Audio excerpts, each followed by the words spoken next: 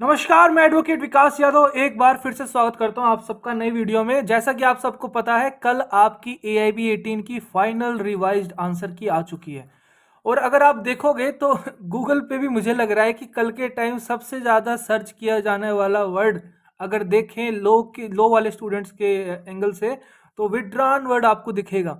ठीक है, वैसे केजरीवाल ने भी अपनी आज जो पिटीशन लगाई थी सुप्रीम कोर्ट में अपनी जो अरेस्ट के रिगार्डिंग, उसको विड्रॉ कर लिया है। लेकिन देखिए, बात समझिए, विड्रॉन जो वर्ड है उसका मीनिंग समझोगे तभी आप जो बात मैं आपको कल से समझाना चाह रहा हूँ, जो वीडियो में भी समझाई थी।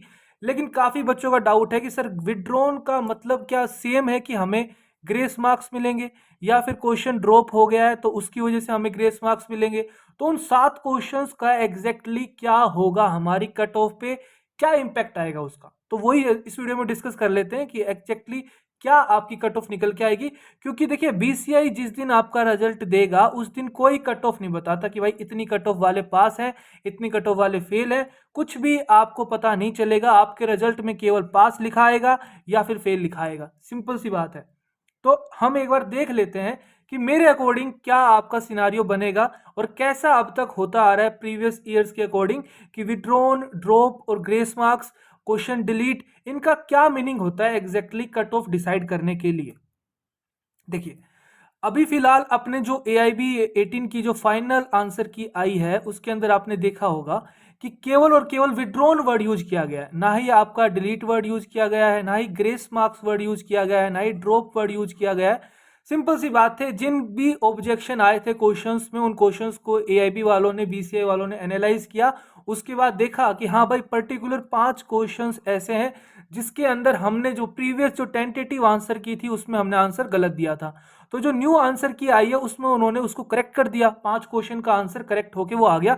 उसमें तो कोई डाउट होना ही नहीं चाहिए। अगर आपकी प्रीवियस आंसर की में, टेंटेटिव आंसर की में जो आंसर था उसके अकॉर्डिंग आपने +1 मार्क्स दे दिया था, और न्यूली आंसर की में आपका जो आंसर आया है उसके अकॉर्डिंग आपका -1 हो रहा है, तो आपको भैया -1 ही कंसिडर करना पड़ेगा। अब ये नहीं कि इन दोनों में से कोई भी आप कंसिडर कर लोगे। साफ साफ वेबसाइट पे लिखा हुआ है, जो आपका रिजल्ट पब्लिश होगा, जो रिजल्ट पब्लिश होगा ओनली और ओनली आपकी जो फाइनल रिवाइज्ड आंसर की है उसके बेस पे पब्लिश होगा। ये कल की वीडियो में भी डिस्कस किया था, लेकिन फिर भी काफ़ी बच्चों के मैसेज आ रहे हैं, डाउट आ रहे हैं कि सर क्या एग्जैक्टली होगा, हमें बता दीजिए। थोड़े से लोग परेशान हैं। परेशान देखिए, जेन्युइन सी बात है, होना पड़ेगा, क्योंकि इस एग्ज़ाम की फ़ीस कोई छोटी मोटी फ़ीस नहीं है। 3600 रुपये फ़ीस होती है, और आज के टाइम में 3600 रुपये यार थोड़े नहीं होते, काफ़ी बड़ी अमाउंट होती है। और एक न्यूली एडवोकेट के लिए तो शुरुआत में एक एक पैसा भी काफ़ी कीमती होता है। तो मैं समझ सकता हूँ कि भाई जेन्युइन आपका डाउट है, आप थोड़ा सा परेशान चल रहे हो इस टाइम। लेकिन समझिए कि एग्जैक्ट मामला क्या है। ग्रेस मार्क्स तो आपको बिल्कुल नहीं मिलेंगे, ये तो आप भूल जाओ। जो 7 क्वेश्चन ड्रॉप हुए हैं आपके, 7 क्वेश्चन जो विड्रॉन हुए हैं, उसमें आपको ग्रेस मार्क्स नहीं मिलेंगे, ये तो आप लिखवा लो मुझसे। क्योंकि अगर ऐसे हो जाएगा तो वहां पे उनको लिख ही देते ग्रेस मार्क्स। क्यों बोल रहा हूं मैं ऐसे? क्योंकि आज से पहले अगर 1-2 साल पुरानी अगर आप कट ऑफ देखोगे, उनकी आंसर की देखोगे, तो पहले वर्ड यूज करता था BCI, grace marks word use किया हुआ है। यानी कि उन क्वेश्चन में हर एक बच्चे को +1 मार्क्स दे दिया जाएगा, कोई भी ऑब्जेक्शन नहीं है। चाहे आपने उस क्वेश्चन को अटेम्प्ट किया है नहीं किया, अटेम्प्ट तो लगभग सभी करते हैं क्योंकि नेगेटिव मार्किंग नहीं है।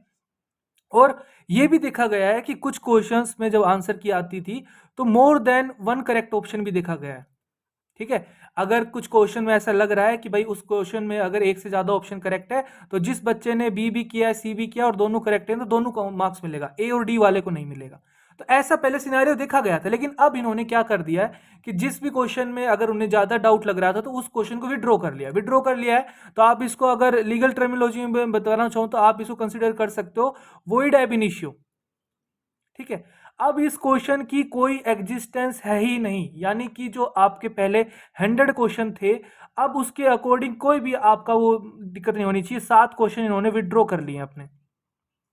यानी कि अब जो आपके पास जो भी कट ऑफ डिसाइड होगी, केवल और केवल 93 क्वेश्चंस के बेस पे डिसाइड होगी, ना कि 100 क्वेश्चन के बेस पे होगी। ग्रेस मार्क्स मिलते हैं तो फिर आपका वो 100 यानी कि 7 उन्होंने काउंट कर लिया और सबको 7 मार्क्स दे दिए जाते, तब ये 100 में से कट ऑफ आती। और जो 100 में कट ऑफ थी, पहले आपको पता है कि 45 थी आपकी जनरल और ओबीसी की, और 100 में से 40 थी आपकी SC ST की। अगर ग्रेस मार्क्स मिलते तो सब बच्चे अपने 7 नंबर जोड़ के इसी के अकॉर्डिंग देख लेते और आप अपना कट ऑफ एनालाइज कर सकते थे। लेकिन अब ग्रेस मार्क्स तो नहीं मिलेंगे, ये तो सिंपल सी बात है।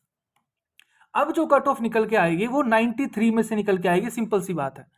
अब जो मेरा सिनारियो वो ये है कि आप जो कर सकते हो वो ये कर सकते हो कि सभी बच्चे जिनका भी मार्क्स थोड़ा बाउंड्री लाइन पे है वो बीसीआई को आप मेल कर सकते हो, उनकी हेल्प डेस्क पे आप अपना एक ओपिनियन रख सकते हो कि सर जेन्युइन सी बात है कि 12 क्वेश्चंस में अमेंडमेंट करी गई है आपके द्वारा, ठीक है, 12 क्वेश्चन में अमेंडमेंट करी गई है, 7 क्वेश्चन आपने विड्रॉ कर लिए हैं, 5 क्वेश्चन आपने उनको फिर से न्यू ऑप्शन आपने मार्क किया है। तो एग्जाम में आपको क्या पता कौन सा क्वेश्चन रॉन्ग है कौन सा क्वेश्चन राइट है। आपके लिए तो भाई 12 क्वेश्चंस में उतना ही टाइम लगा है ना, आपका तो टाइम यूटिलाइज हुआ है।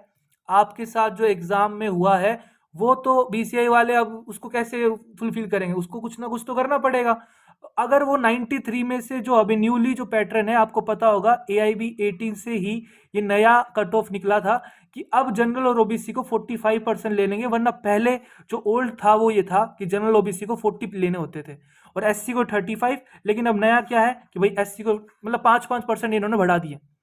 तो यहाँ पे आप सिनारियो बिल्कुल ये आपका मेरे को लगता है जेन्युइन आपका राइट है और आपको ये करना चाहिए। जितने भी स्टूडेंट अगर ये वीडियो देख रहे हैं और जिनको भी लग रहा है कि हाँ भाई हमारा स्कोर बाउंड्री लाइन पे है, भैया आप सबको बीसीआई को अपना एक मेल लिखना चाहिए, रिक्वेस्ट करना चाहिए उनसे कि सर हमारे लिए एग्जाम में 12 क्वेश्चन को कैसे मतलब फाइंड आउट करना हमारे लिए पॉसिबल था कि ये क्वेश्चन गलत है या सही है। हमारे लिए तो उतना ही टाइम लगाना, उस वजह से हमारे जो क्वेश्चन आते थे जो हम कर सकते थे उनमें हमें कम टाइम मिला।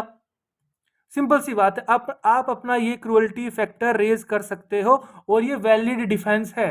अगर आप काफ़ी लोग मेल करोगे, उनको मैसेज करोगे, रिक्वेस्ट करोगे, तो चांसेस ये हैं जो ओल्ड कट ऑफ अब तक AIB 17 में जो कट ऑफ निकल के आती थी 40% फॉर जनरल ओबीसी, तो वो भी आपकी 40% निकाल देंगे 93 में से, 45 नहीं निकालेंगे। तो ये आप कह सकते हो कि ये आपका अच्छा डिफेंस है। जिन बच्चों का 1-2 मार्क्स थोड़ा बाउंड्री लाइन पे है, अगर ये 40% वाला फॉर्मूला अप्लाई कर देंगे वो, तो काफी बच्चों का एग्जाम निकल जाएगा। और सिंपल सी बात है यार, एग्जाम निकल जाएगा, आपके दिमाग से स्ट्रेस हट जाएगा, ठीक है, कि भाई अगले साल मुझे फिर से देना है, आपको फीस नहीं देनी पड़ेगी। एक एग्जाम देने के लिए आपको पता है ये सेंटर कितने दूर दूर सेंटर देते हैं, तो काफी खर्चा आता है एग्जाम के लिए। अगर कुछ बच्चे कोचिंग लेते हैं तो कोचिंग की फीस अलग से आती है। तो ये आप जेन्युइनली अभी टाइम है, अभी 1 वीक का टाइम है, आप अच्छे से डिफेंस रेज कर सकते हो, ये आपका वैलिड डिफेंस है। अगर अभी भी आपको लगता है कि सर हमें कोई और एक्शन लेना चाहिए, कोई एक लीगल एक्शन भी आप ले सकते हो, तो उस बारे में आप डिस्कस कर सकते हो। कमेंट में आप अपना कोई भी डाउट पूछ सकते हो या कोई भी क्वेश्चन है पूछ सकते हो, या मुझे पर्सनली भी मेरे व्हाट्सएप नंबर पे आप चैट करके बात कर सकते हो, कॉल मत करना प्लीज, ठीक है। तो वीडियो अच्छा लगा तो वीडियो को लाइक करिए, खुश रहिए, मुस्कुराते रहिए, देश का ख्याल रखिए, जय हिंद।